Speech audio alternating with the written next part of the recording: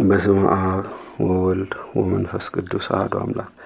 የካቲት 24 በዚች ቀን የከበረ አባት ኤጲስቆጶስ አጋቢጦስ አረፈ። ይህም አባት በከሃዲያን ነገሥታት በዲዮቅልጥያኖስና በመክስሚያኖስ ዘመን ነበር። ወላጆቹም ደጎች ምዕመናን ነበሩ። የቤተ ክርስቲያንን ትምህርት አስተምረውት ዲቁና ተሾመ። ከዚህም በኋላ እናትና አባቱን ትቶ ወደ አንድ ገዳም ሄዶ የሸመገሉ መነኮሳትን አገለገለ። ከእርሳቸውም በጎ አምልኮትን ተማረ። አረጋውያኑንም እያገለገለ በገድል ተጠመደ። ያለማቋረጥም በጾም በጸሎትና በስግደት ይተጋል። ከጠዋትም እስከ ምሽት በመጾም የሽንብራ አሰር የሚመገብ ሆነ። ከእንቅልፍም ጋር ሊታገል በወደደ ጊዜ ከሽምብራ አሰር ጋር አመድ እየተመገበ 80 ቀን ኖረ።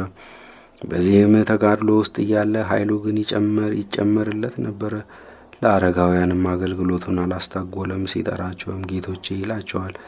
የጽድቅንና የትሩፋትን ሥራ ሁሉ ፈጸመ። እግዚአብሔርም የሚያስደንቁ ብዙዎች የሆኑ ታላላቅ ተአምራቶቹን በእጆቹ ገለጠ። ከእርሳቸውም አንዲቷን ብላቴና አዳናት።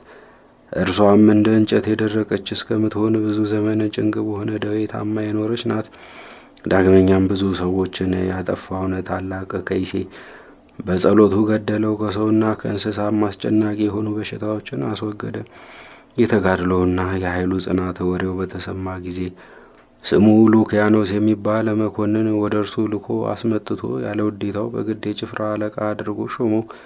እርሱ ግን ተጋድሎውን አልተወም። ጾምንም ጸሎትንም የትሩፋትን ሥራ የሚጨምር ሆነ እንጂ የቀደመ ሥራውን አልተወም። በጥቂት ቀኖችም ዲዮቅልጥያኖስንና መክስሚያኖስን እግዚአብሔር አጠፋቸው። አምላክን የሚወድ ጻድቅ ሰው ቆስጠንጢኖስ ነገሰ። ይህም ቅዱስ ከጭፍራው ውስጥ ይወጣ ዘንድ ምክንያት የሚሻ ሆነ።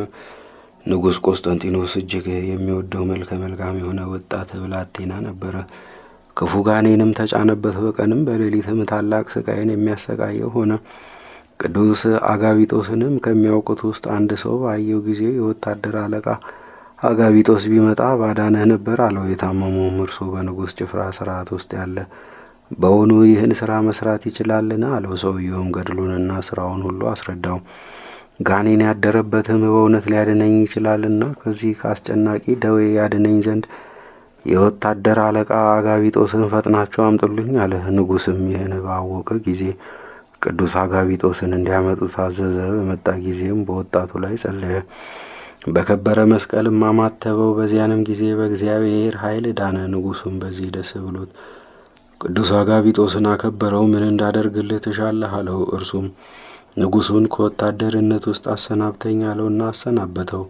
አስቀድሞ ወደ ነበረበትም ቦታው ተመለሰ። ብዙ ዘመናትም እጅግ እየተጋደለ ኖረ። ከዚህም በኋላ የዚያች ሀገር ኤጲስቆጶስ ይዞ ቅስና ሾመው። ይህም ኤጲስቆጶስ በሞተ ጊዜ ቅዱስ አጋቢጦስን ይሾምላቸው ዘንድ ሕዝቡ ሊቀ ጳጳሳቱን ለመኑት።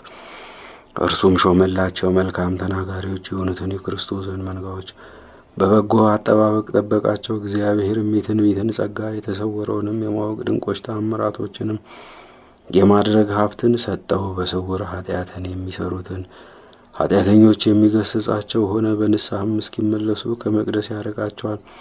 ዳግመኛም በገድሉ መጽሐፍ ተጽፎ የተገኘ የታላቅ ወንዝ ወራጅ ውሃን በመስቀሉ አቁሞ ወደ ሌላ መንገድ መለሰው። የዕውር ዓይኖችንም ገለጠ። ለምጻሞችንም አነጻ።